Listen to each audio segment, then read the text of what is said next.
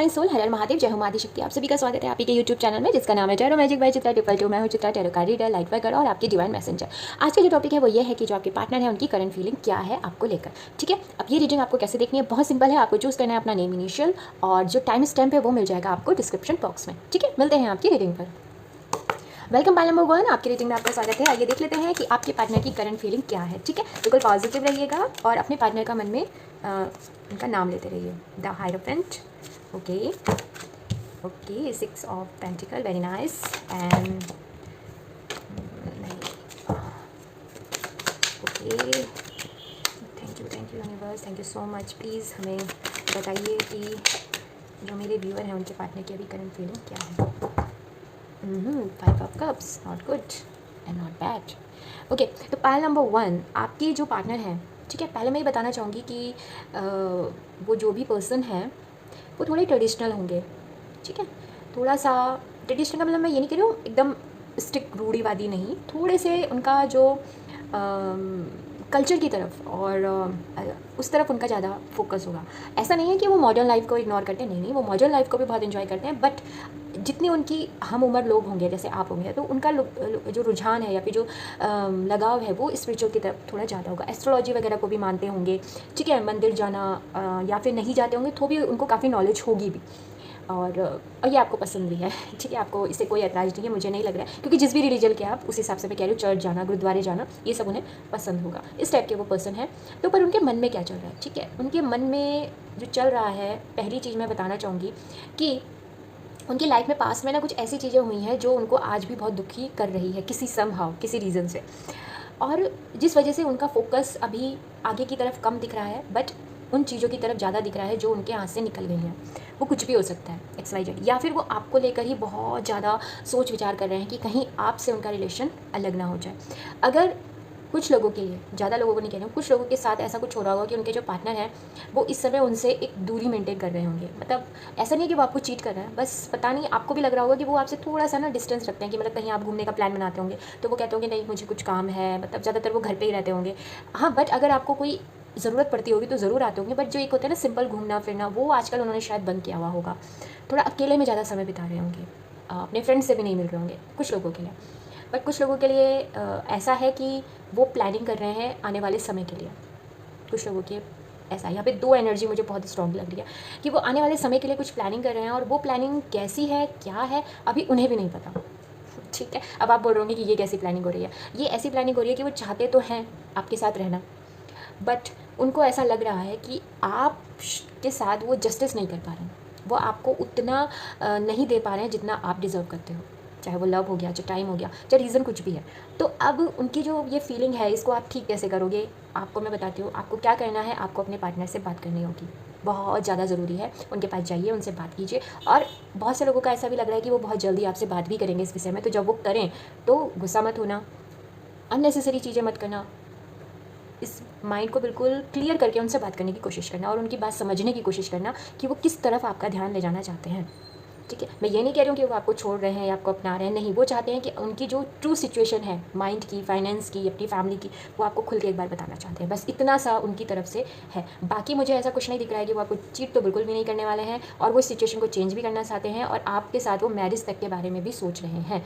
इसीलिए वो इतना सब कुछ उनके दिमाग में चल रहा है। अगर आप कोई मेल है और अपनी फीमेल के बारे में सोच रहे हैं तो सेम उनका क्या कंसर्न हो रहा है, उनका कंसर्न ये हो रहा है कि उनकी जो फैमिली है वो थोड़ी सी ट्रेडिशनल होगी।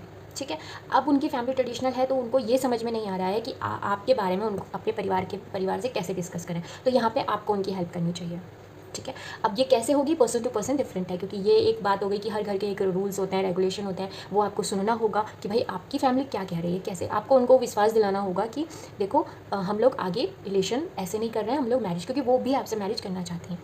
ठीक है, तो अब आप दोनों को इक्वली ये सब करना पड़ेगा।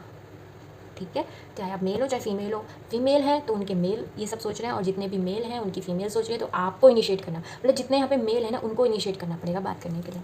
ये मेरा यहाँ पे कंसर्न है। बाकी आपके लिए कुछ भी यहाँ पे मुझे ऐसा नेगेटिव नहीं दिख रहा है। आपके person equal give and take में बिलीव करते हैं, वो बिलीव करते हैं कि इसीलिए वो कंसर्न भी कर रहे हैं। वो चाहते हैं कि आपको वो सब कुछ दें जो आप डिज़र्व करते हो। आपको वो कुछ भी ऐसा नहीं आपके साथ चाहते कि आपके साथ बुरा हो, गलत हो, या कल को आपको ऐसा लगे कि अरे मैं कहाँ आ गई या आ गया। इस टाइप की वो एनर्जी मैं आपको नहीं रखना चाहते, बस यही उनका है। इसीलिए शायद वो थोड़ा सा अपने लिए क्वालिटी टाइम इस समय बिता रहे होंगे। और एक चीज़ और है, आप अपने पर्सन से, चाहे मेल हो फीमेल हो, उनसे ये कहिएगा जब भी आपकी बातचीत हो कि ठीक है, सोचना सब कुछ ठीक होता है, बट फ्यूचर तो किसी को प्रेडिक्ट नहीं किया जा सकता ना। तो ओवर थिंक करके अपनी सेहत ना ख़राब करें। बस आप उनको उनकी हेल्थ का थोड़ा सा दीजिएगा कि वो ध्यान रखें, हाइड्रेटेड रहें, क्योंकि वो बहुत ज़्यादा सोच रहे हैं, तो वो कहीं उनकी हेल्थ में इशू ना आए। तो इसलिए आपको इस समय इमीडिएटली उनसे बात करनी चाहिए और उनको कहना चाहिए कि आप अपनी हेल्थ का ध्यान रखिए, बाकी चीज़ें तो होती ही रहती हैं। अगर हेल्थ सही है तो सब कुछ सही है, ठीक है ना। आगे यहाँ से भी देख लेते हैं लव ऑरिकल से कि और आपके पार्टनर जो हैं वो आपसे क्या कह रहे हैं, या फिर जो हमारे एंजल हैं वो आप दोनों से क्या कह रहे हैं।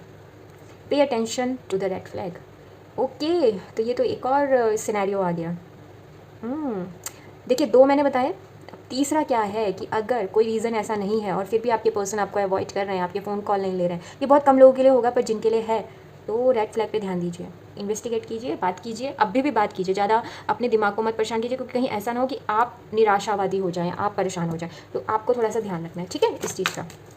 कुछ दिख रहा है तो उस पर ओपनली बात कीजिए, कोई दिक्कत नहीं है। फ्लर्ट, वही थोड़ा सा लाइट हार्टेड रहिए, ज़्यादा लाइफ को लेके सीरियस होने की इतनी आवश्यकता नहीं है, क्योंकि अगर आप लाइट हार्टेड रहोगे तो जो ये सिनेरियो है, अगर ये वाला भी है चीटिंग वाला, तो भी आपको पता चल जाएगा रेड फ्लैग का। और अगर ये नहीं है, वो जेन्युइनली परेशान है, तो भी आपको पता लगेगा। तो आपको एनर्जी लाइट रखनी है, आपको टेंशन में नहीं जाना, ठीक है।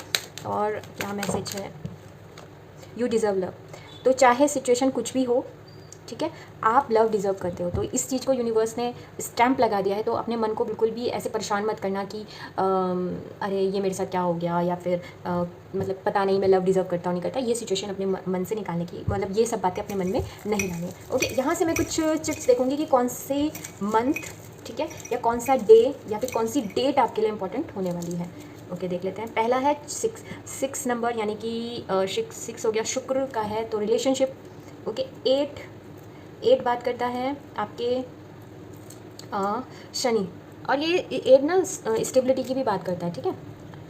सितंबर का मंथ आपके लिए बहुत इम्पॉर्टेंट होने वाला है, ठीक है। वेडनेसडे, बुधवार, आप मिल सकते हो उनसे। अप्रैल या तो आप मिले होंगे, मिल सकते हो। एंड थर्सडे, बृहस्पतिवार।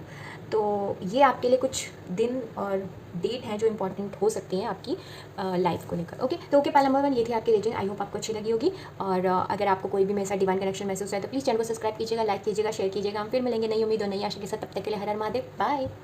वेलकम पाल नंबर 2, आपकी रीडिंग में आपका स्वागत है। आइए देख लेते हैं आपके पर्सन की करंट फीलिंग क्या है। ओके, पहले ही आ गया द चैरियट। ओके, बिल्कुल पॉजिटिव रहिएगा और मन में उनका नाम लेते रहिएगा।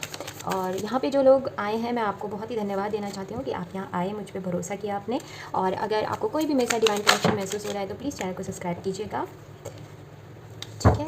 एनर्जी एक्सचेंज करने के लिए आप वीडियो को लाइक भी कर सकते हैं। ओके, तो ये थे आपके कार्ड्स आ चुके हैं।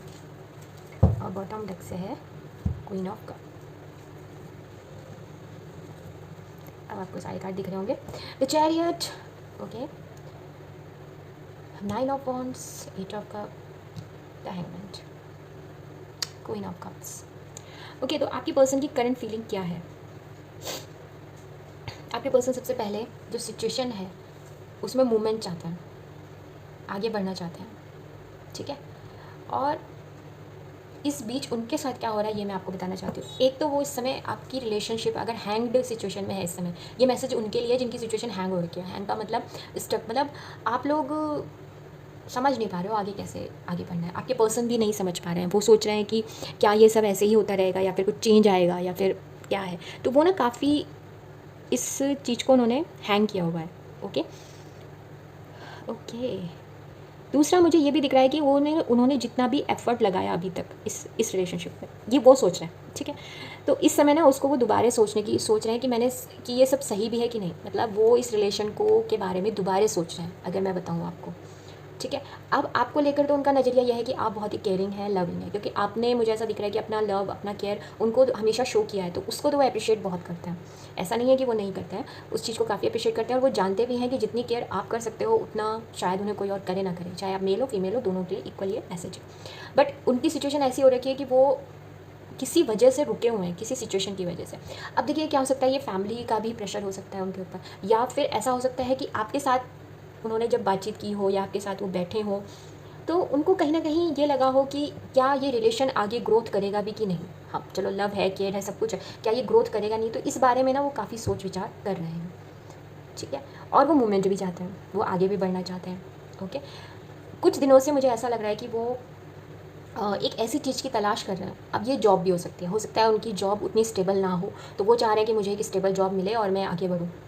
ठीक है। और ये चीज़ ना उनको काफ़ी परेशान कर रही है इस समय, ये मुझे यहाँ पे थोड़ा सा दिख रहा है। अब आपको क्या करना चाहिए, ये तो उनकी फीलिंग हो गई, आपको क्या करना चाहिए? आपको क्या करना चाहिए, जस्ट सिंपल, आप जैसे हो, अपने लव और केयर और जो आपने अपने इमोशंस को उनके सामने जिस तरीके से भी रिप्रेजेंट किया है, आप वैसे ही रिप्रेजेंट कीजिए।